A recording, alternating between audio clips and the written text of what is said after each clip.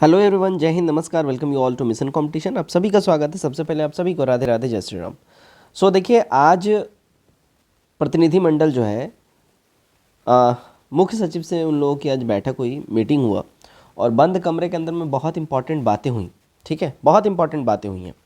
वो सारी डिटेल में हम लोग बात करेंगे। मोस्ट इंपॉर्टेंट जो छात्रों के हित के लिए जो बातें हो रही हैं, देखिए आप सब सुने होंगे कि परसों, कल नहीं, कल तो जो हुआ आप सब जान ही रहे हैं, परसों बोला गया छात्रों से कि चलिए हम लोग बीपीएससी कार्यालय लेके चलते हैं, आपको चेयरमैन सर से मिलवा देते हैं।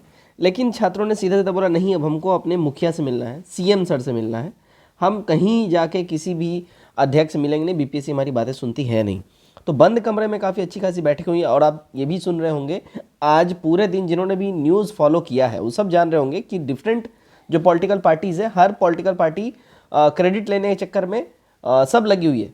आइदर जो भी हो, जन स्वराज पार्टी हो, आरजेडी हो, या जो भी अलग अलग पप्पू यादव की जी की पार्टी हो, जो भी अलग अलग पार्टी हो। ठीक है, तो बंद कमरे में बहुत इंपॉर्टेंट बातें हुई हैं। मोस्ट इंपॉर्टेंट जो एक स्टूडेंट का जो डेथ हुआ है, सोनू नाम है जिनका, उनके डेथ को लेकर भी बातें हुई हैं। और ये भी डिमांड किया गया है कि भाई जो उनका डेथ हुआ है तो उनके डेथ के ऊपर संज्ञान लिया जाए और उनको मुआवजा दिया जाए। इवन दो मुआवजे के साथ साथ उनको जो है, उनके परिवार को जो है, एक किसी परिवारजन को नौकरी भी दिया जाए। ठीक है, ये सारी चीज़ें रखी गई हैं। अब क्या क्या डिटेल में हम लोग बात करेंगे, किन किन पॉइंट पर बात हुआ है, तो चलिए देख लीजिए एक बार प्रेस विज्ञप्ति उस संबंध।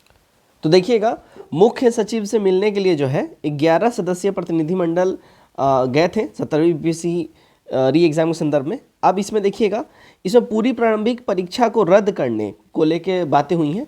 इसमें मोस्ट इम्पॉर्टेंट जो चीज़ें हैं, जो छात्रों के द्वारा जो एक इम्पॉर्टेंट बातें उठाई गई हैं, देखिए क्या बोला गया है कि देखिए एक्चुअली एक सेंटर के ऊपर जो है रफली देखिए 500 से लेके 600 छात्रों तक का जो है कैपेसिटी का सेंटर बनाया जाता है। लेकिन अकेला बापू परीक्षा परिसर में ऐसा क्लेम किया जा रहा है कि देखिए 18,000 छात्रों का यहाँ पे सेंटर था, लेकिन 12,000 छात्र शामिल हुए थे। लेकिन बीपीएससी का अलग क्लेम है, बीपीएससी ने बोला 12,000 छात्रों का सेंटर था, 9,000 शामिल हुए। ठीक है, अब जो भी है तो बहुत बड़ा नंबर है। ठीक है, अब उस हिसाब से देखा जाए तो अगर 12,000 छात्र भी थे तो मोटा मोटी देखिए 50 से 55 सेंटर के बराबर तो एक जगह आप सेंटर दे दिए। तो इसी संदर्भ में बोला जा रहा है कि भाई अगर 12,000 छात्रों का भी री एग्जाम हो रहा है तो हमारा जो मेन जो फंडामेंटल राइट है, राइट टू इक्वेलिटी, उसका तो हनन हो रहा है। जो छात्रों ने ये मुख्य सचिव सर को बोला, इस बात पर मुख्य सचिव सर बिल्कुल ही साइलेंट हो गए। इस बात पर वो कुछ भी नहीं बोल पाए, कुछ नहीं उन्होंने जवाब दिया। अब देखिए, परीक्षा में अनियमितता की उच्च स्तरीय जांच कराने के संबंध में बातें करी गई हैं। अभ्यर्थियों के खिलाफ जो मुकदमा दर्ज हुआ है उसको वापस लेने की बातें करी गई हैं।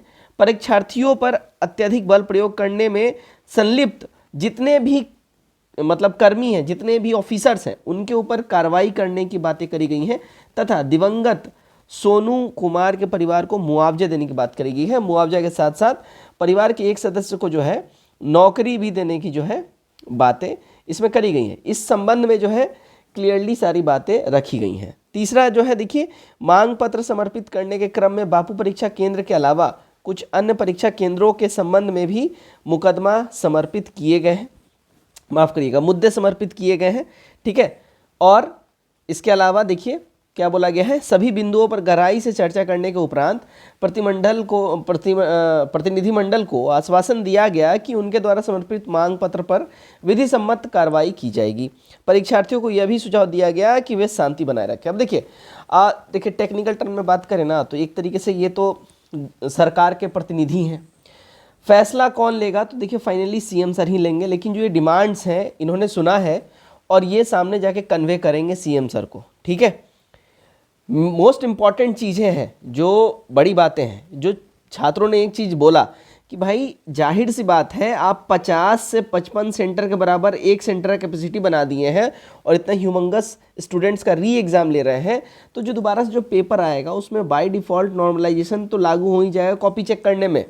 ठीक है, तो इसी को लेके मेन मुद्दा बनाया गया। सेकंड मुद्दा कि भाई अगर 12,000 छात्रों का आप एग्ज़ाम ले सकते हैं, ठीक है, 12,000 छात्रों जब एग्ज़ाम ले सकते हैं और वहाँ पे इतना ह्यूमंगस नंबर में स्टूडेंट्स रहेंगे और एक सेंटर का आप बोल रहे हैं खाली वहीं का वो कंप्लेन मिला, बाकी सेंटर पे आप देख ही नहीं रहे हैं, तो एक तरीके से राइट टू इक्वलिटी का हनन है, फंडामेंटल राइट्स का। इन सारी बातों पे उन्होंने सारी बातें सुनी है और उन्होंने आश्वासन दिया है, ठीक है हम इसके ऊपर सारा जो है जांच करवाएंगे और इसके ऊपर एक कमेटी का हम गठन कर रहे हैं और आपकी बातों को आगे कन्वे किया जाएगा। लेकिन मोस्ट इंपॉर्टेंट आप लोग पीस मेंटेन रखें, ठीक है, लॉ एंड ऑर्डर हाथ में नहीं ले।